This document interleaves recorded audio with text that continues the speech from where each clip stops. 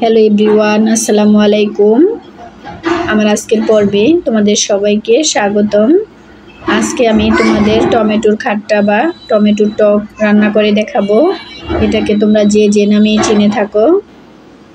তবে কথা না বাড়িয়ে চলো আমরা এখন মূল রেসিপিতে চলে যাই।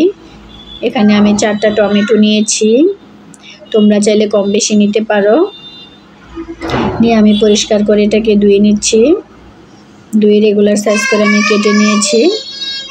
কেটে তারপর একটা হাঁড়িতে আমি পরিমাণ মতো পানি দিয়ে এটাকে আমি একটু বয়েলড করে নিব। এখন দিয়ে দিচ্ছি খুবই সামান্য পরিমাণে হলুদ গুঁড়ো আর আস্ত 3টা কাঁচামরিচ, আর লবণটা আমি অফ ক্যামেরায় দিয়েছি, সেটা আমি দেখাতে ভুলে গিয়েছিলাম। এখন আমি ঢাকনা দিয়ে ডেকে চুলার আঁচ হাই হিটে রেখে এটাকে আমি বয়েলড করে নিব। এটা আমার বয়েলড হয়ে গিয়েছে। এখন আমি একটা ঘুটনির সাহায্যে এটাকে ঘুটে নিয়েছি।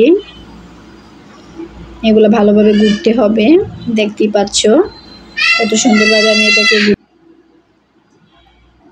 তোমরা চাইলে এটার যে অংশগুলো, টমেটোর যে আঁচালা অংশগুলো, এগুলো ফেলে দিতে পারো।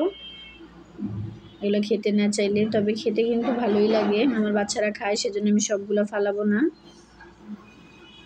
এখন আমি আবারও এটাকে ভালো করে একটু নেড়ে চেড়ে মিশিয়ে নিব।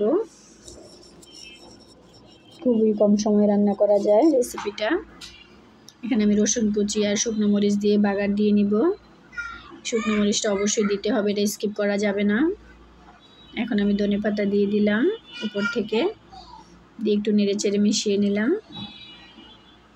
বেশ, আমার হয়ে গেল টমেটোর খাট্টা বা টমেটোর টক।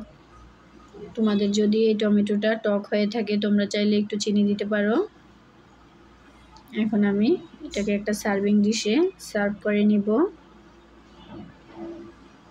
এই রেসিপিটা কিন্তু খেতে দুর্দান্ত হয়। আমি তো বাচ্চারা এমনিতেই খেয়ে ফেলি। বেশ, হয়ে গেল আমার টমেটোর খাট্টা। দেখতেই পাচ্ছ কালারটা কত লোভনীয় এসেছে, খেতে কিন্তু অসম্ভব মজার হয়েছিল। ভিডিওটা যদি তোমাদের ভালো লেগে থাকে তাহলে লাইক কমেন্ট শেয়ার করতে ভুলবে না, সাবস্ক্রাইব করে দিবে। সবাই ভালো থাকবে। আল্লাহ হাফেজ।